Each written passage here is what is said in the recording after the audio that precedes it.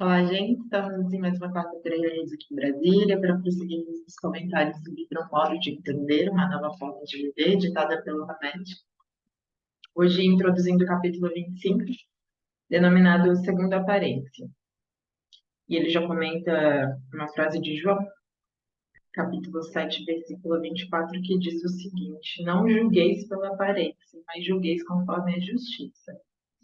E ao longo do capítulo ele vem destrinchar um pouco do que seria esse parágrafo aqui citado por João.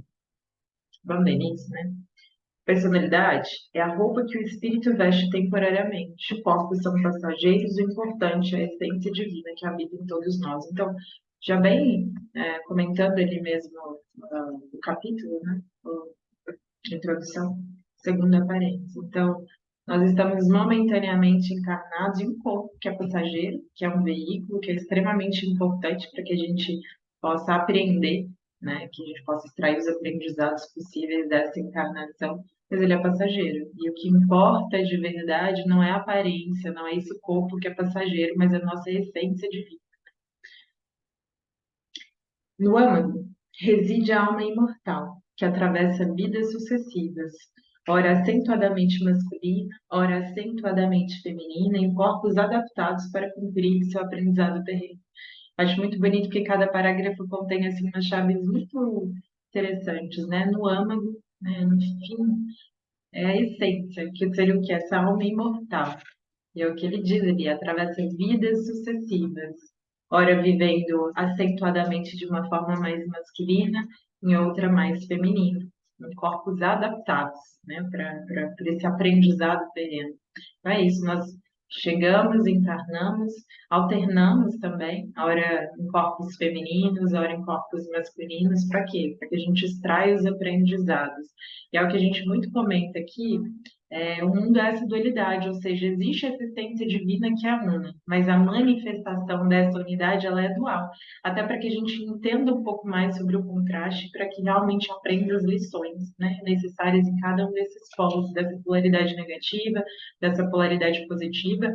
E é interessante muito isso, assim, por que que o universo ainda é muito dual? Como que a gente consegue entender o que é a luz? A partir muitas vezes da sombra, através muitas vezes da escuridão, né? O claro e o escuro, né? Ali daquela simbologia do dia e da noite, ou seja, o nosso aprendizado ainda se dá muito por esse contraste. A gente muitas vezes entende o que é uma experiência boa na vida a partir de ter vivenciado situações, experiências muito dolorosas. Então a gente vê esse contraste, da gente entendendo muito mais o significado das coisas pelo seu oposto, teoricamente, né? Pelo seu complemento, digamos assim.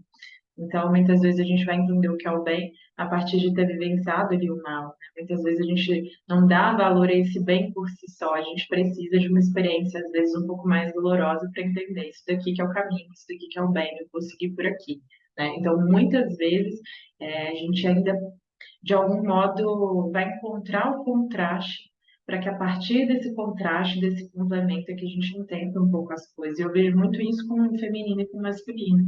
E ao longo do capítulo todo, ele vem dizer exatamente isso, que são complementos, ou seja, que no âmago de cada ser, né, existe esse uno, que é composto desses dois, que são complementos, que são iguais. Né? Não tem uma sobreposição de uma energia sobre a outra, não, são iguais. E o que a gente vem experimentando ao longo das décadas, das eras, das encarnações, são essas polaridades mais específicas, a fim de que a gente faça aprendizados compatíveis com cada uma delas. Mas entenda, ainda existe dentro de cada um de nós essa unidade, esse polo positivo e esse polo positivo e negativo, né? Ali até como no próprio átomo. Você vai ver ali na unidade subatômica, né? O polo positivo e o polo negativo. Como é dizer, nós também, como seres que somos um, nós somos compostos dessas duas energias complementares, dessas duas polaridades, né? Que estão ali interligadas. Na arrumagem multimilenária do tempo, o espírito em evolução se demorou no hermafroditismo das plantas. Então é interessante, né? Porque as plantas, ele vai comentar ali embaixo, ó, segundo a botânica, as plantas são andrógenas, isto é, possuem androceoestano, que é o órgão masculino, composto pelo filete, que sustenta a antera, na qual se encontram os grãos de pólen, e o gineceu, que é o órgão feminino constituído por um ou mais pistilos, que compreende o ovário, o estilete e o estigma. Então, as plantas, como ele diria ali, né, seriam esse hermafroditismo, ou seja, conteriam dentro de si esses dois órgãos, inclusive, né, não precisaria de algo externo. Ela mesma conteria dentro de si tanto esse androceu quanto o gineceu. Esse androceu, que seria esse órgão masculino, como o gineceu, que seria esse órgão feminino. Então, contidos ali numa mesma planta, né? Em virtude disso, as diversas experiências físicas através dos milênios sedimentaram no organismo humano determinada porcentagem de genes masculinos e femininos.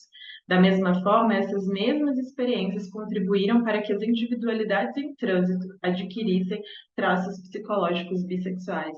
E bissexuais não no sentido de expressão de sexo feminino ou masculino, entende? Mas de polaridade, de existência mesmo dentro de cada um de nós dessas duas energias, né? Então ele vem comentando ali, o Espiritismo fala, né, que a gente vem de vidas e vidas sucessivas ao longo dos reinos, né? Então nós sim, nós compomos em eras muito ali anteriores, né? O reino mineral, o reino vegetal, o reino animal, para então estarmos aqui nessa etapa humana, né? Mas viemos de todas essas eras, ou seja, de todos esses outros reinos. E lá tivemos também essa experiência ali como planta, com essas duas energias, e isso continua da mesma forma, de forma que nós temos dentro de nós mesmos essas duas polaridades, o feminino e o negativo, e o feminino e o masculino, né? O homem, tendo tudo que é nas plantas e dos animais, domina todas as outras classes por uma inteligência especial, indefinida, que lhe dá a consciência do seu futuro. Transcorreu longo tempo a evolução da alma humana para o instinto sexual se aperfeiçoasse e aparecesse diferenciado sobre as leis da genética. Lembramos-nos, porém, que apenas as características morfológicas dos órgãos sexuais são determinadas pelos genes e não as disposições psíquicas da individualidade milenar, que possui características peculiares. O Dr. Gustav Jung denomina ânima ao conteúdo feminino inconsciente no psiquismo do homem e ânimos a masculinidade inconsciente no psiquismo da mulher. Então é interessante, né? Porque ele vem comentar ali, olha, no reino vegetal a gente tem muito isso bem definido, né? Que uma mesma planta ela tem tanto o androceu quanto o gineceu.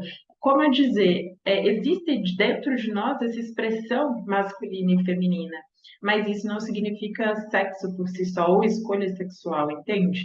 São coisas distintas. Dentro de nós existem essas duas energias. É o que ele vem comentando agora sobre o Jung, que dentro da psicologia, né, dentro das teorias dele, ele fala sobre esse ânimo e essa ânima. Então, por exemplo, a mulher, né, que já vem expressão dessa energia mais feminina, teria dentro de si o ânimos, que é esse complemento masculino, e que está dentro de si, muitas vezes não expresso, mas ali dentro dela, de algum modo também. A mesma coisa em relação ao homem, que então teria a ânima, que seria o seu complemento, né, essa energia feminina que reside dentro desse homem, que está expressando momentaneamente ali essa etapa, né, masculina, mas que tem dentro de si essa energia positiva, essa energia feminina. E é interessante perceber, inclusive nos mitos, a gente vai ver, e ele vai comentar um pouco isso ao longo do capítulo também, mas que os mitos de casamento, esses mitos de heróis, né? Essa jornada do herói como um todo, que muitas vezes ele encontra ali a princesa, né? E que eventualmente se casa. Todos esses mitos giram muito em torno, e é bonito, porque é claro que também é uma união divina, às vezes o casamento como um ritual bonito também, mas sobretudo uma outra chave psicológica que muitas vezes a gente não percebe, que é esse guerreiro, que é esse homem, que é esse herói, encontrando o seu complemento e casando com ele, né? Que seria essa mulher, mas seria o quê? Esse homem casando com a sua parte feminina.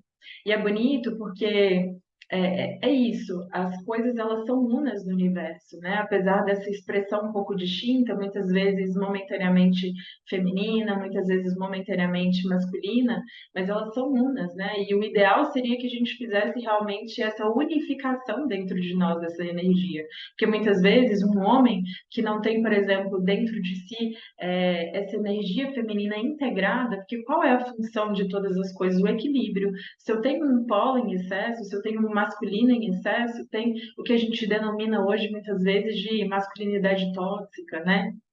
Que é um ser humano muito bruto, muito lógico, muito racional, mas que não dá acesso, por exemplo, a essa intuição, que não dá acesso a essa sensibilidade, o que acaba comprometendo, por exemplo, as relações, seja com os filhos, seja com a parceira afetiva, seja com a família, seja com a sociedade como um todo.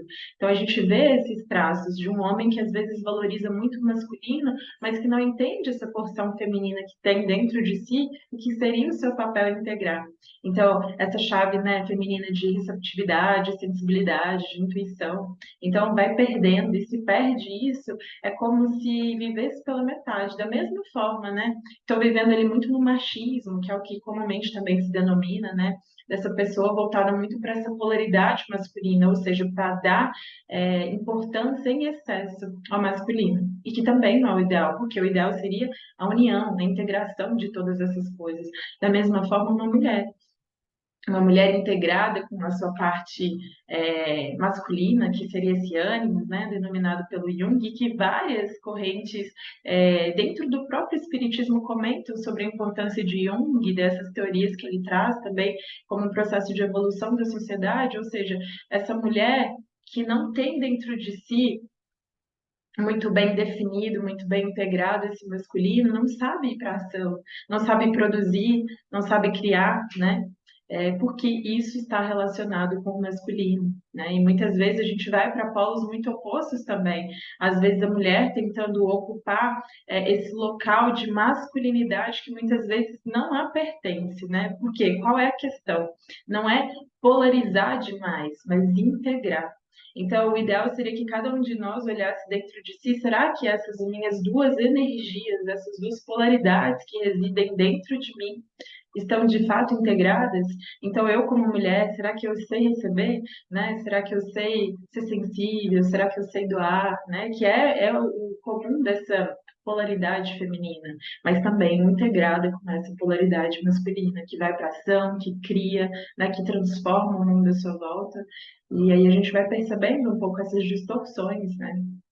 Que muitas vezes descamou para opção sexual, que não é o que a gente comenta aqui, né? E que é a forma como se expressa no mundo, e também é isso, respeito a todas as formas, a todas as escolhas, mas o que o estudo diz hoje é sobre polaridade masculina e feminina, independente de como você vai expressar isso no mundo, isso reside dentro de cada um de nós, né? Ou seja, eu tenho a minha parte feminina, tenho também a minha parte masculina, tão importante quanto que eu preciso integrar.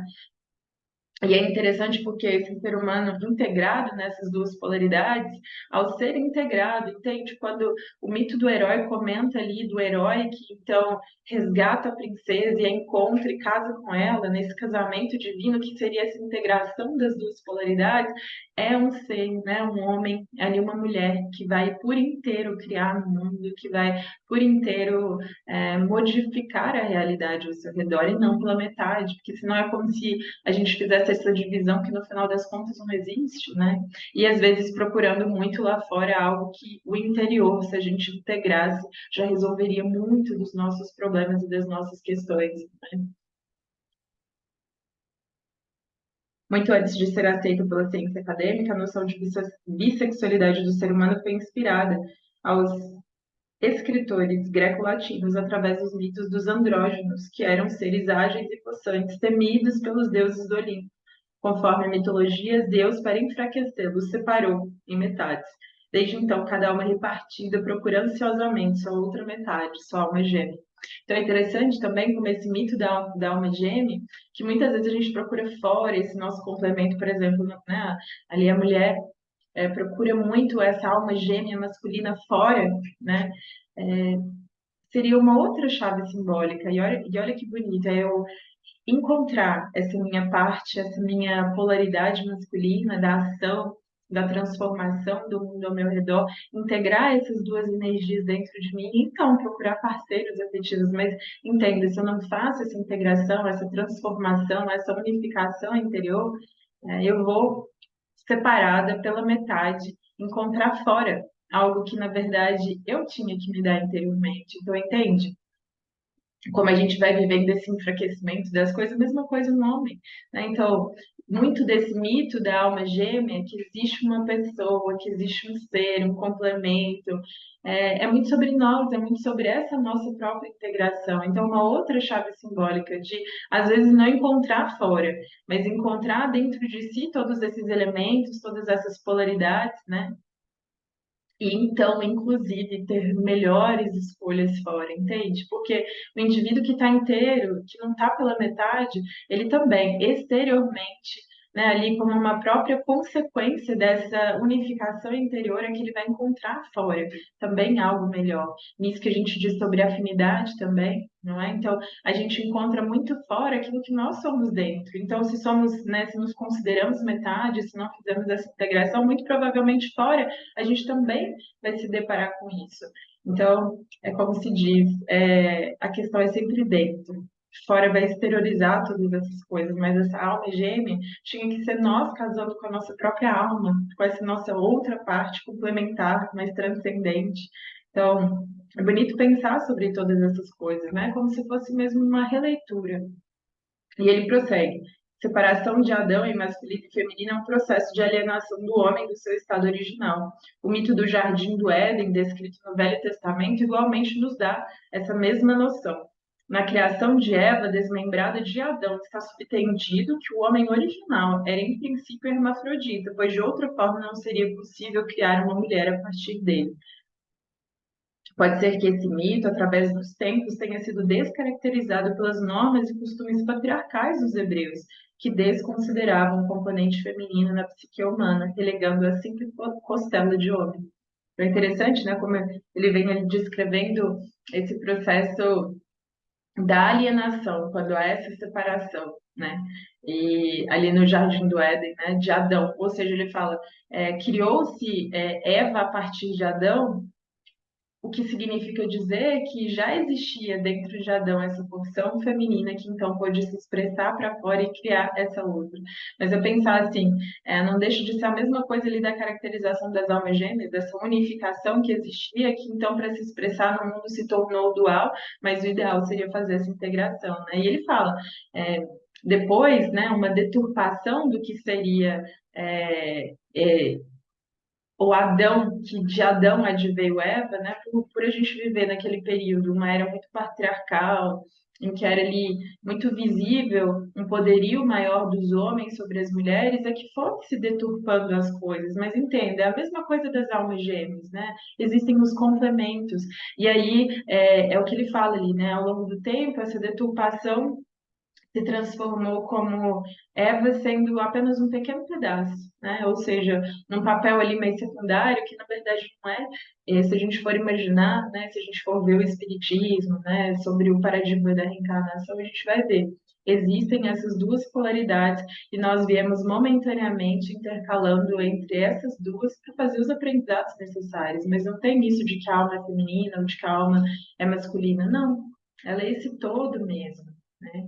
E momentaneamente está expresso de algum modo, para aprender melhor. Disse o apóstolo João: não julgueis pela aparência, mas julgai conforme a justiça. A aparência é a roupagem carnal. A justiça é a visão nítida de quem vê a alma com olhos transcendentais. Então, que a gente não se fixe muito nesse não julgueis pela aparência, que é esse corpo físico, né? Mas julgai conforme a justiça. E a justiça é o que? Essa visão mais transcendente, de que vê as coisas sobre outro prisma, sobre outro paradigma.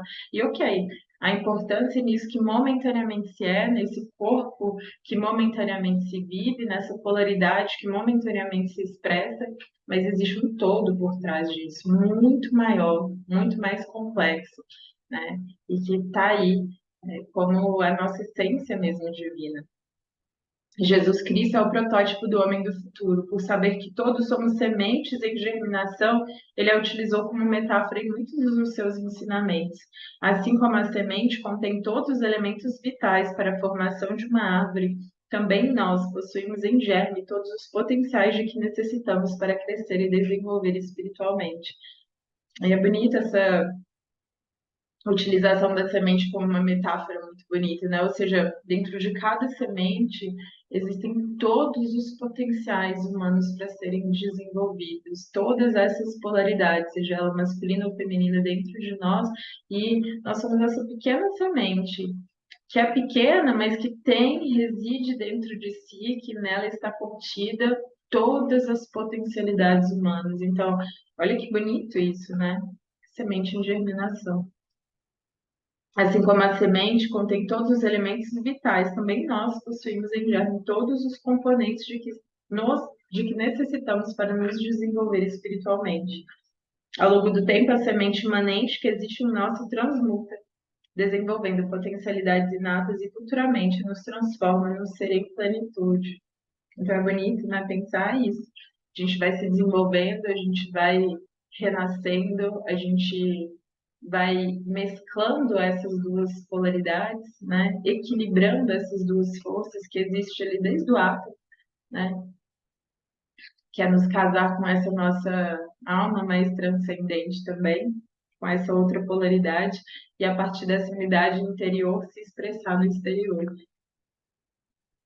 Se porventura pudéssemos perguntar ao botão de rosa se ele tem consciência de que nele existe um potencial perfume da roseira, provavelmente ele não acreditaria.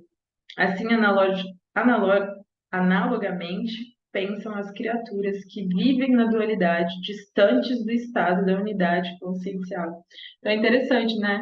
É, é isso, se a gente perguntasse assim, será que você percebe que dentro de você reside potenciais bonitos que querem se desenvolver espiritualmente, né? Que querem crescer, que querem vir à tona, que querem florescer? Será que a gente sabe? E é o que ele diz: as pessoas que vivem na dualidade são como essa rosa maravilhosa que não sabe o perfume que tem, porque ainda se fixa muito em determinada polaridade sem saber que o que existe mesmo é essa essência divina, como ele disse ali, unidade consciencial.